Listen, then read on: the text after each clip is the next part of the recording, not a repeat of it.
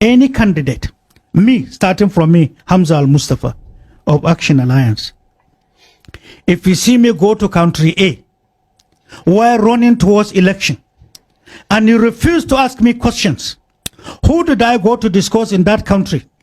What agreement did I go to sign in that country? What are the names of those people who invited me? Then take it that I'm hypocrite, I'm selling Nigeria.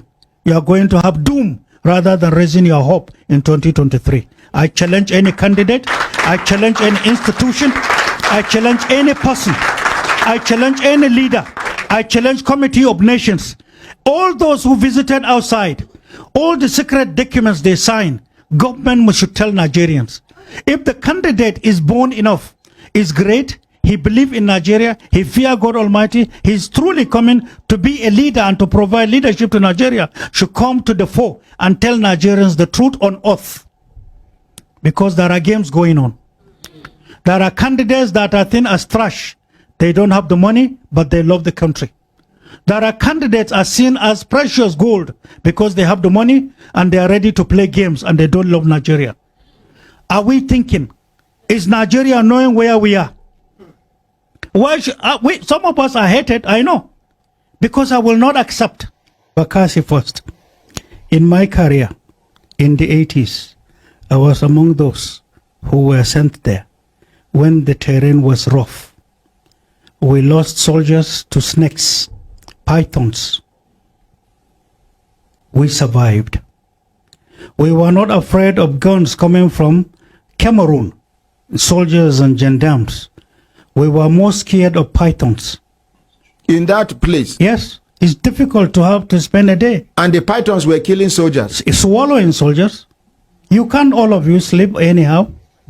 We look for dry leaves and plant them in that thick bush. I live there. If I can talk on Bakassi, I need days. And let me make it in a nutshell. What is Bakassi? Bakassi is an island made of two portions. One is called Atabong East and Atabong West. Put together, you make Bakassi. It's a high plateau, meaning from Bakassi, you are overseeing cross rivers, part of rivers, and Akwa Ibom. All the oil rigs in sea. Once you occupy Bakassi, you take control of it. It's a dangerous place to Nigeria's maritime security in the sense that once you occupy Bakassi, Nigeria's maritime security as a whole as a country is in danger. Ships cannot come. So any day, any of these countries who have succeeded in robbing Nigeria out of it decides to sit there, then your maritime security is in danger. No ship comes. That I tell you, that aside. What makes Bakassi tick? Bakassi is one of the richest points on earth. One of the richest points? Anything in the eastern flank of Nigeria is exceptionally rich. Northeast, southeast, south-south, Bakassi. And some people traded it out deliberately. From prison, I wrote an 8-page letter handwritten to one of the chiefs of security in this country, and I challenged him responding to orders. A presidential order is one of the limitations of a commander-in-chief of a country when he tells you to go and hand over part of your country, even if it is an inch, to someone else, irrespective of where the order comes from. It negates oath of commission, oath of allegiance, oath of office. These three. But it happened in Nigeria because of interest. Remember, when they were taking it in court, people have forgotten that there was a build-up before of exhibits in World Court, knowing fully well that Bakassi was part of Nigeria. From whatever angle you look at it, Nigerians have never come to discuss about it.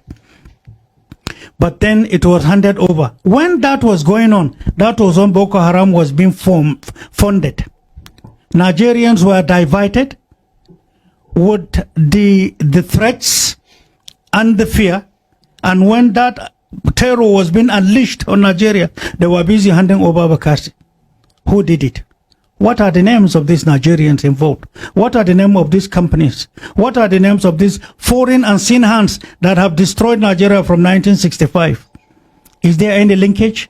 How come the intellectuals have not gone to do their homework? Where is the what makes Nigeria's academia? Who are our historians? So we sit down, anybody can decide because he's on the throne, and then whatever he says, it becomes a holy book. It's a game going on. Bakassi has one of the largest. In fact, what is on Bakassi in terms of oil and gas alone? I don't think there's any person who can quantify. Number two, the shrimps, shrimps, is the best in the world. The shrimps in Bakassi. The shrimps in Bakassi, the former fishing companies of Nigeria, who used to give employment to numerous Nigerians, today can't go there, is a no-go area. Is the best in the world. They take it to Europe, to Americas, to Far Asia. It's all from Bakassi. The fashion house in major countries who have been destroying Nigeria, they get their supplies from Bakassi. What are they? Ostrich, snakes, all the skins. The snakes you see there, you can't see them anywhere. Wristwatches, the leather, shoes, bags, whatever that adorn or that is supplying the world fashion markets in the world comes from Bakassi. We have been denied. And today, you cannot practically say that you are managing Nigeria's maritime security minus Bakassi. It's a minus. But then I asked two questions since I came out from prison. You lost Bakassi. Your navy is still in Calabar. You are not unmindful of what is called electronic warfare affecting your warships. What is the name of Nigeria? You lost Bakassi. You have not set back to redesign your national security. Who sold Bakassi? Let me tell you one of the games. There's too much, like I say, I need days to talk on Bakassi. When Bakassi was going on, when the matter was going on, a 419 was arranged. During end of the year, there was an arrangement by those who were prospecting to take it away from Nigeria. They sat down and in their evil mind created a gift of global maps. Beautifully designed, beautifully done glove. And they gave it to all Nigerian leaders in our foreign embassies, those in here at home, ministers all over, including those defending Nigeria. And we are using it as something we appreciate as a gift. But when you sit down and look at the map, you see the international border boundary given Bakassi to Cameroon. Already. But we are using it as an authority because it's a gift.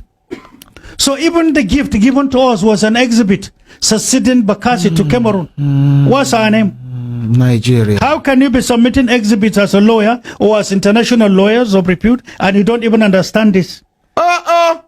Oh, our lawyers that went to defend us. That if they cited, no, the other side cited that. They say your acceptance and admittance of the map you use yourself shows that Bakassi is part of Cameroon, not Nigeria. And it's an exhibit, and it happened today.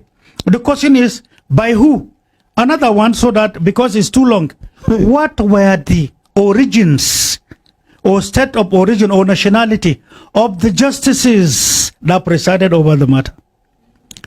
The majority are from where? Francophone. How many from the Anglophone? 1, 2. Where is that list? In France. In France, 1714 or so that I talked about, one of it is that whatever is French interest, Francophone countries shall have it as their interest. They came and presided over a matter between themselves and us. They took it away. Whose fault? Did we ask? Did we challenge it? Another question is, who in Nigeria from the bar, from the bench, retired and those serving, from all our institutions and our allies from the from law perspective that ask questions? Where is that judgment? What was the history of the proceedings? What was the history of the lodgement of exhibits? How many years did it take before 1999? By the year 2000, how many governments in the past filed exhibits? I, Mustafa, am aware of 19 professors of history that 19 who were consultants to Nigeria in the 90s, where exhibits were brought from all countries that colonized Cameroon. Numerous countries colonized Cameroon. All those countries produced documents. They were tendered, showing clearly the indigenous ethics, the activities in history. From Bakassi, from Calabar, most of them from royal family.